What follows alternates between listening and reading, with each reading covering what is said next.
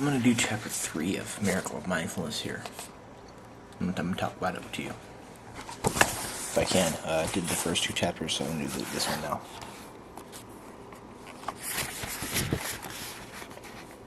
Here, pretty much we're talking about having a day of mindfulness. Every day and every hour, once you practice mindfulness. That's easy to say, but to carry it out in practice is not.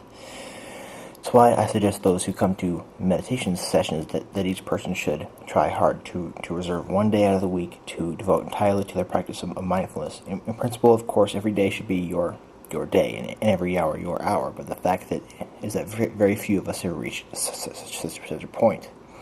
We have the impression that our family, place of work, and society rob us of our time, so I urge that everyone set aside one day of each week, Saturday perhaps.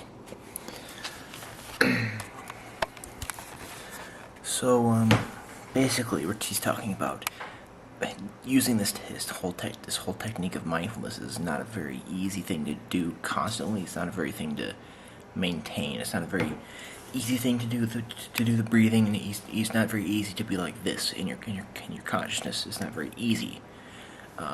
It might be easy to do it for a second, and then you'll be immediately dispersed. I mean, at least that's the way that we are now as people in this society. It's very difficult to do this. So, what I'm thinking here, what his thoughts are, is that you should set aside one day of the whole week just to practice all day. I mean, not just sit around and close your eyes all day, but do things and practice your mindfulness all day.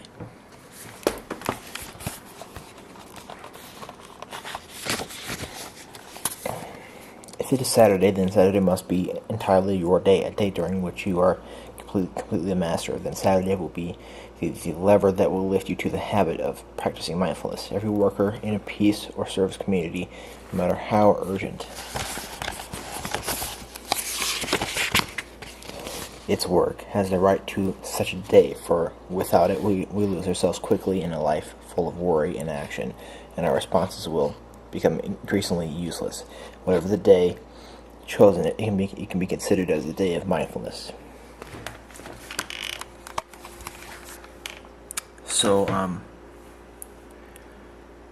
he's saying that, we can have one day where we can, just practice. Each person who works a lot, deserves at least one day. I mean, 2 days, I think.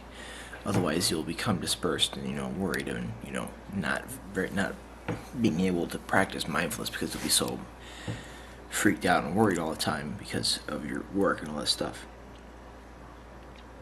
So, I read the whole chapter. I'm just going to explain to you what he's talking about.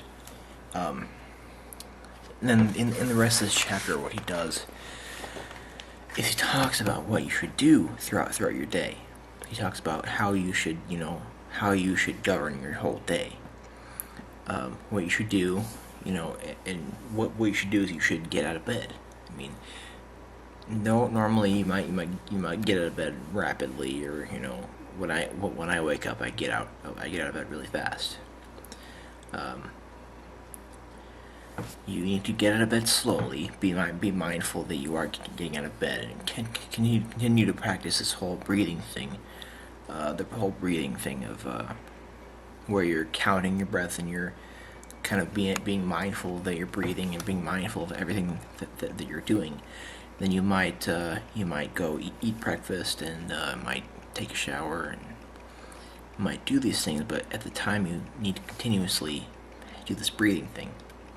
Do the whole breathing thing constantly, and to continuously be mindful of every breath you take and every second that you're breathing in and out, and being mindful of everything that you're doing. In a previous chapter here, Nhat Hanh talks about his friend who was eating a tangerine at the time, and he was just kind of talking about this project that he was going to do. And he's not really mindful that he was eating the tangerine. He was imagining things. He was talking about other things that was going to happen when he wasn't even mindful that he was eating a tangerine. This is the opposite of what you should be doing.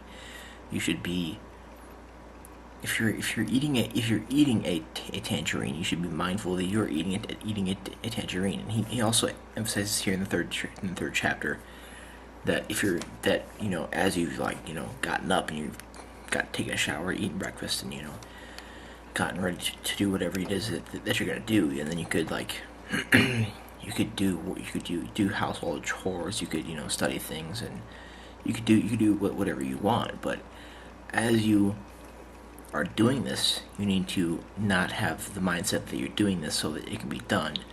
You need to do these things so that you can be mindful that you're doing them, and so that you're doing this chore just for the purpose of doing it. And you are being in a time of oneness with this time that you have while doing this chore. And this will be a full day of oneness and mindfulness. Is what it would be. And I'm gonna start doing this actually. I'm gonna start doing this where every day each week I'm gonna have a day. It'll probably be like Monday or something. So today's Sunday. So tomorrow, I'll have a day of mindfulness.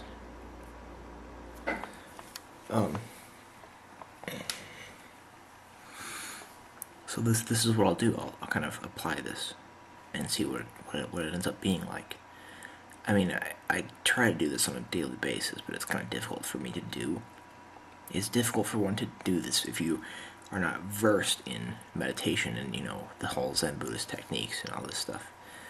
It's difficult to do it if you're not versed in that and are comfortable with it a lot. So I'm gonna do this tomorrow, and then I'll probably make a video talking about how my day was and how it was any different from today. So anyway, I'll do that tomorrow.